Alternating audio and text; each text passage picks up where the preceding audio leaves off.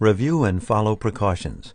Follow preparation procedures to power down, extend, or remove the server from the rack.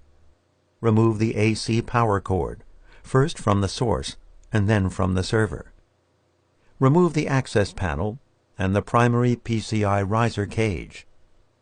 Note: the server supports hot plug and non-hot plug power supplies. Shown here is the non-hot plug power supply. The removal and replacement procedures are essentially the same. Disconnect all power cables from the power supply to the system board and any other components. Lift the power cables from the power supply out of their cable harness in the server chassis. Remove the 5 torx T10 screws that secure the power supply to the server chassis, 3 on the inside and 2 on the outside of the chassis.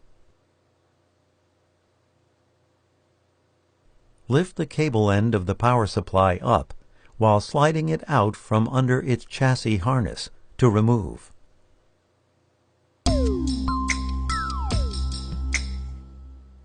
To replace the power supply, reverse the removal procedure.